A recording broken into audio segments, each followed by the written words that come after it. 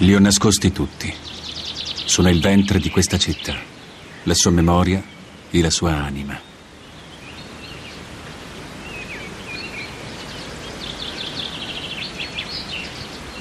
Matera. Forse io sono l'origine di tutte le città. Ho dato riparo agli uomini della pietra e ai monaci in fuga dall'est. Poveri contadini e ricchi borghesi. A un certo punto hanno cominciato a scavare sempre più in profondità.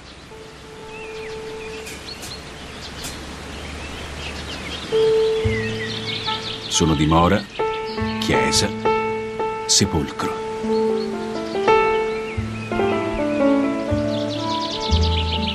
Sono le case che ti osservano e non tu che guardi loro. Credi di trovarti in Italia, ma ora non ne sei più certo.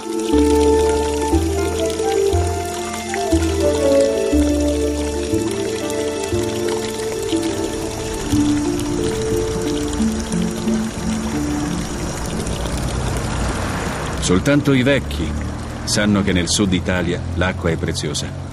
Il vento, il calore e la terra arida ingoiano tutto. Oppure la pioggia torrentizia inonda la città e finisce in fango nella forra. Già i primi uomini scavano canali, tunnel, cisterne nella mia generosa pietra per raccogliere l'acqua di condensa. Un sistema alquanto ingegnoso. Fino al secolo scorso si imparava tutto dall'acqua e si viveva con l'acqua. Posa il tuo orecchio sul mio cuore. Senti il gorgoglio e il frusciare dell'acqua.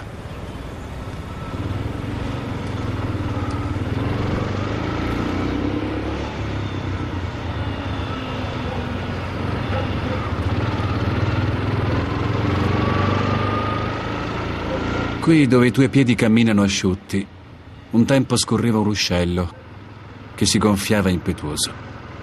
Lo hanno ricoperto. E così è cominciata la miseria.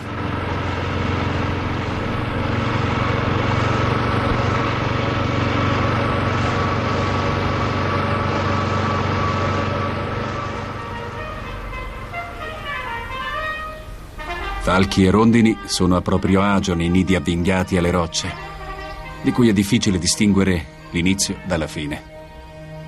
La loro forma vi confonde. Per anni avete distolto lo sguardo. Adesso invece esaltate le facciate rinascimentali, gli elementi arabi e barocchi, e addirittura mi paragonate a un insediamento desertico. Lasciatemi come sono. Posseggo un volto occidentale e un orientale.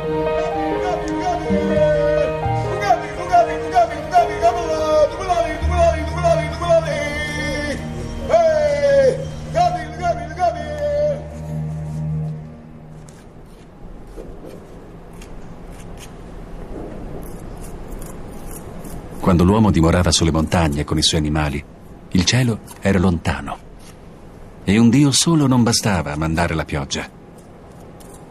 Qui si incontravano coloro che non avevano nulla in cui sperare, nulla da perdere, e si preparavano pozioni magiche.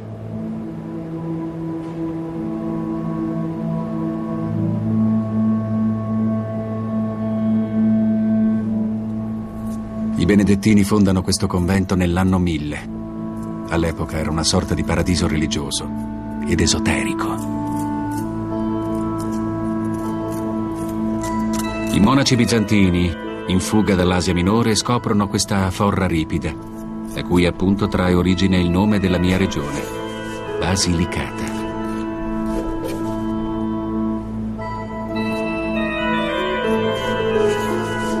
Oltre 100 chiese scavate nella roccia nascondono il mio ventre. Ma sono stato derubato di molti tesori. Restano solo piccole tracce sulla pietra delle tante storie e confessioni, nascoste nei buchi sbadiglianti della modesta roccia.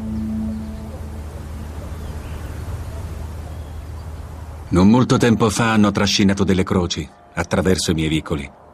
Quando il mio nome era un marchio di vergogna per la nazione, mi hanno riscoperto come sfondo biblico per girare film. Per il Vangelo secondo Matteo di Pasolini ero l'ideale.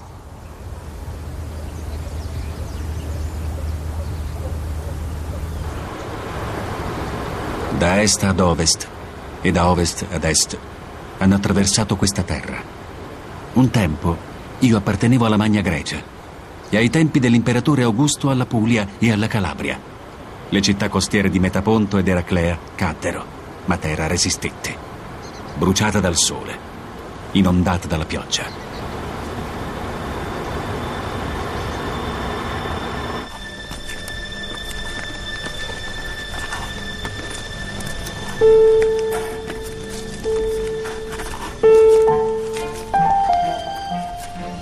Per quasi 4 secoli, Greci, Longobardi, Saraceni combattono per il possesso delle mie mura. Alla fine giunsero i Normanni e con loro la pace e il dominio feudale.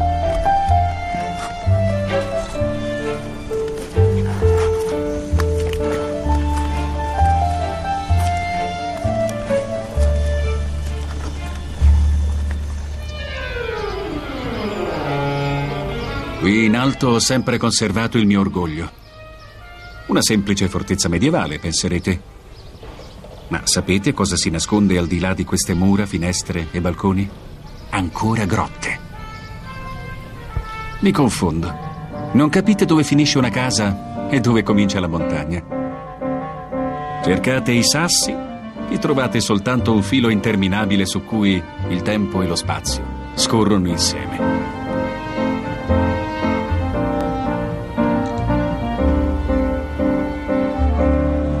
Come spiegare i sassi a voi che abitate in villette circondate da giardini recintati o a voi che venite dalle città sovraccariche di cartelloni? I sassi sono le dimore di pietra, nate sotto la vetta della montagna. Dimore per religiosi, insediamenti di piccoli contadini e pastori, non un deserto di pietra come oggi.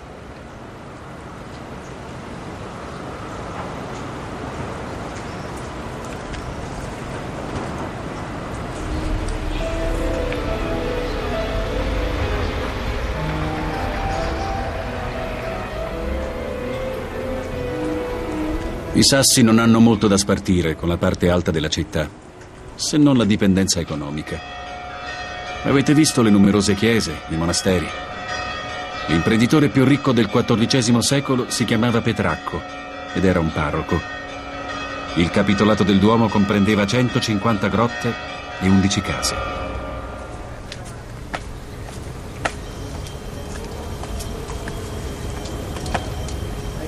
Coraggio!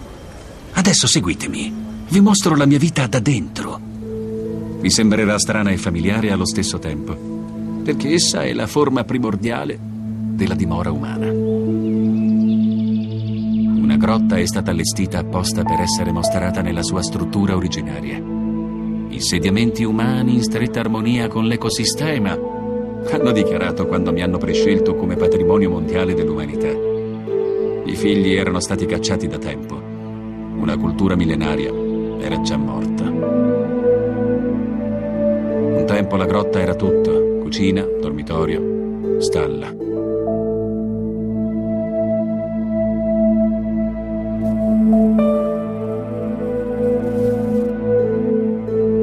Qui si mangiava, si partorivano i figli, si discuteva, a volte si festeggiava e si cantava.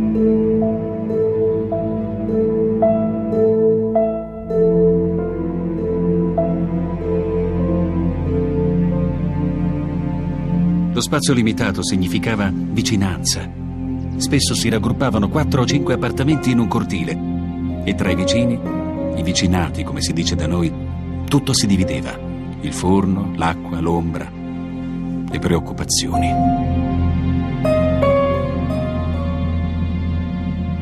I grandi rivolgimenti politici non hanno toccato i sassi.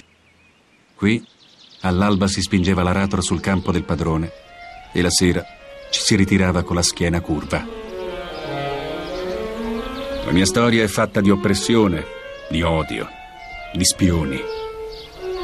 Un tempo non esisteva famiglia qui, nobile o contadina, che non parteggiasse per un qualche brigante, o a cui non fosse stato assassinato un parente, o a cui non fosse stato bruciato il raccolto, che non si era dato alla macchia insieme a qualche banda, o che si era nascosto da solo. I monti e i crepacci sono intrisi del sangue della discordia. I padroni si sono avvicendati, la città alta è cresciuta, ma tutto questo non fa alcuna differenza. A volte una folla curiosa urla contro il sindaco e contro quelli lì a Napoli e poi contro quelli di Roma. Troppe guerre. Nessuna vittoria. Poi si sono ritirati lungo il pendio, dove già nel XVIII secolo esistevano 1800 dimore. Appena un po' d'aria per respirare e poco verde. Si rifugiarono nelle grotte, dove troppi bambini furono colti dalla malaria. Sono sempre stato un rifugio, una grotta. Allora ero l'inferno. Roma, nella metà del secolo scorso, mi dichiara vergogna della nazione, non per mio volere, ma perché scrittori esiliati dal fascismo dipensero il dolore dei miei figli. Carlo Levi, tu hai messo a nudo la mia vergogna. Tu mi hai salvato.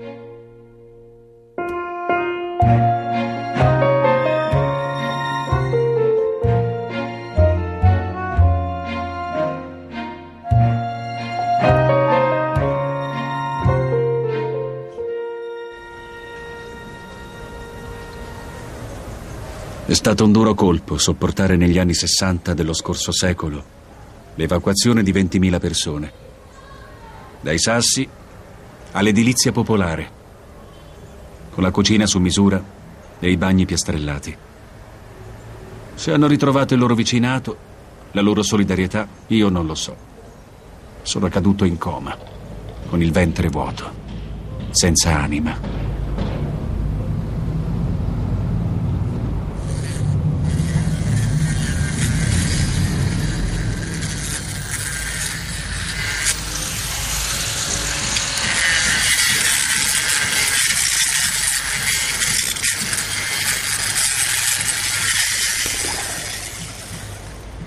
La mia storia avrebbe potuto terminare così, ma qualcuno mi ha salvato. Uomini che dietro questi buchi hanno visto una cultura, che sapeva scolpire la pietra di e ripulire le cisterne. Poco alla volta sono tornati, in grotte più ampie, con le lampade moderne e la lavatrice. Io sono felice di nuovo, e dietro le mura grigie, verdi giardini.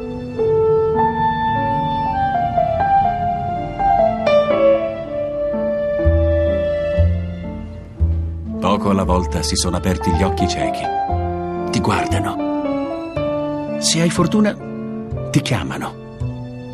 Perché adesso io ho la mia voce. Addirittura io ne ho tante. Matera ha una scuola di musica e solfeggia in gara con gli uccelli e le campane delle chiese, nei sassi.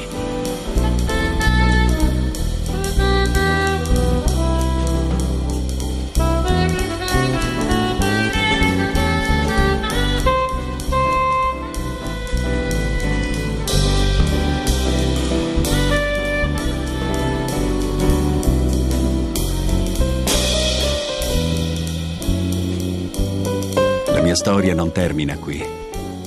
È un filo interminabile su cui il tempo, lo spazio e il destino scorrono insieme.